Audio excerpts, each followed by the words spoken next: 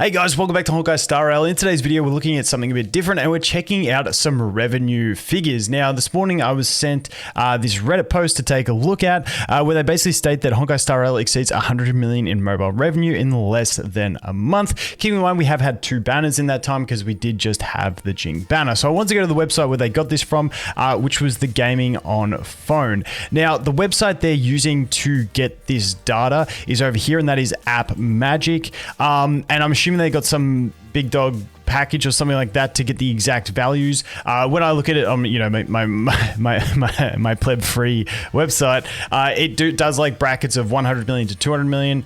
Is going to show greater than 100. So that's the sort of block we're in. And then it goes from 2 to 5, from 5 to a billion to 2 billion, so on and so forth. But essentially that's what we're looking at for the revenue on the game so far. And also just checking this in editing, the revenue on App Magic does not include the PC client, I believe, as when they state in their sort of information in revenue, the app revenue we display on our site is the IAP-based net revenue. It means we can only consider revenue from transactions that users make via mobile app stores. We can monitor neither the ad revenue of the apps nor the revenue they generate via third-party payment systems, which would be the PC client and paying through that. So this is just looking at, and it goes across all the games we look at. This is from the app stores themselves and what they generate there. So when we compare Honkai Star Rail to other games that maybe don't have a PC client, normally they're going to have much greater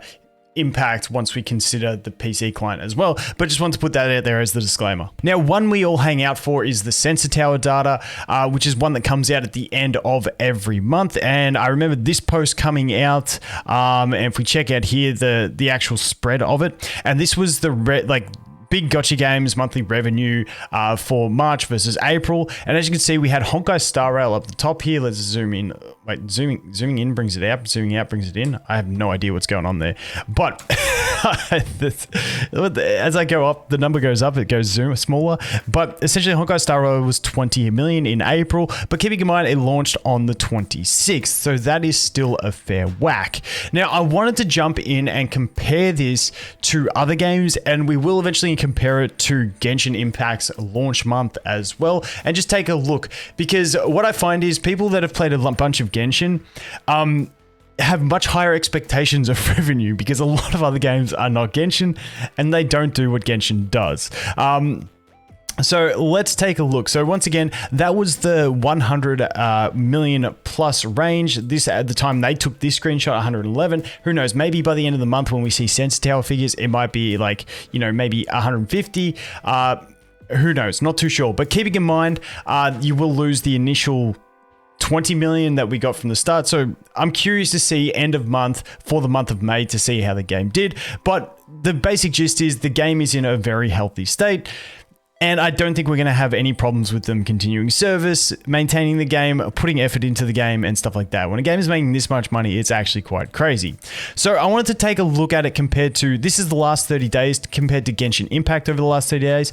Dude, Genshin is crazy. Still rocking 50 million in 30 days. I cannot believe this game and the revenue it generates. It is absolutely nutty for a single player game. For me personally, I enjoy playing most games just free to play. That's how I play most games. Unless I'm spending to make content, then I will spend. But that's different because I'm a content creator. But in general, when I see a PvP game, I'm like, okay, I get the spending because it's, you're paying to win essentially.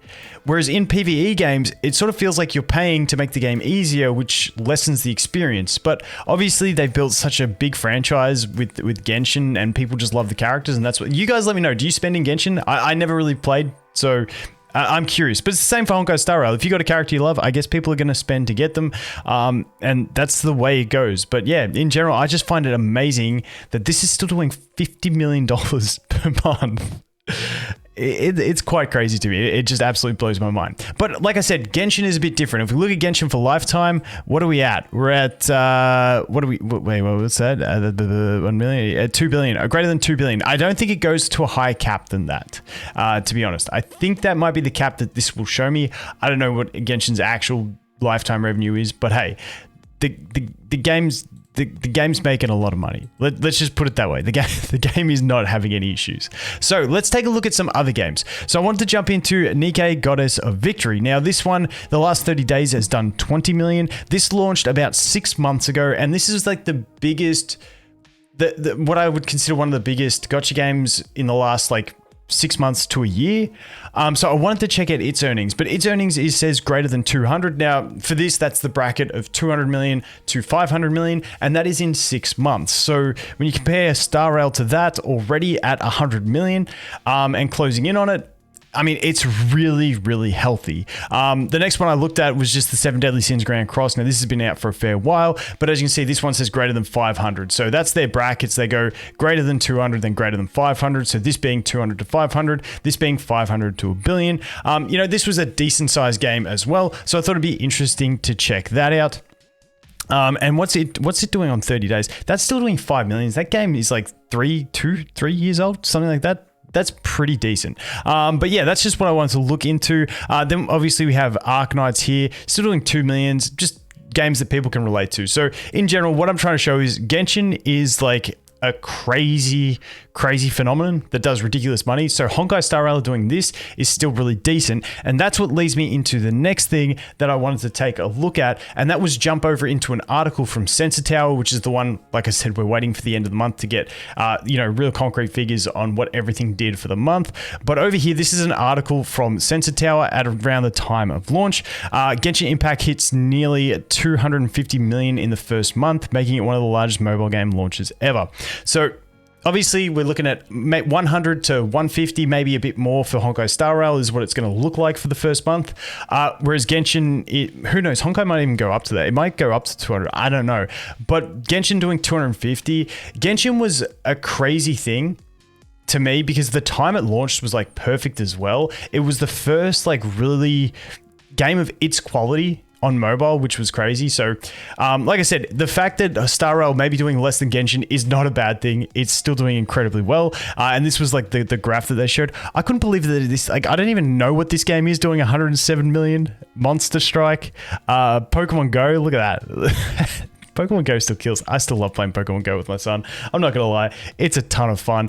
But yeah, essentially, even though people will always be comparing Honkai Star Rail to Genshin Impact, I think they're different games. And honestly, when we look at this kind of revenue that we're getting in these articles and stuff like that, I don't see any issues for Honkai Star Rail surviving into the future. They are well into good money territory, and if they just keep producing the game, what I'm really hoping for personally is that we get a big content update. I'm hoping 1.1 is going to have more story. It's going to have new bosses. I'm hoping it just adds a bunch so it keeps the momentum going that it's on, because as I feel like everyone's starting to get to that end game point now where you're sort of logging in, doing your dailies, burning your stamina, and then you're sort of jumping out unless you're doing, you know, some simulated universe runs or pushing some Memory of Chaos. I would love to see it if they could regularly drop content that's new, refreshing, get you back into it. So for, like, obviously myself, I grind it pretty hard. I get through it pretty quick. But for the casual players, if you can, you know, spend 3 weeks, you know, slowly grinding through some content, some story, some stuff like that, and then they refresh it and give you more, I think that would be fantastic. Also for the income for summons and stuff like that, but we'll have to wait and see. I'm really hoping that what patch 1.1 is going to be really solid with content. I'm really hoping that it's not just, you know, get the 3 new characters, run a couple banners, and nothing else changes. I really hope we get a bit more story. It expands a little bit more on that sort of stuff.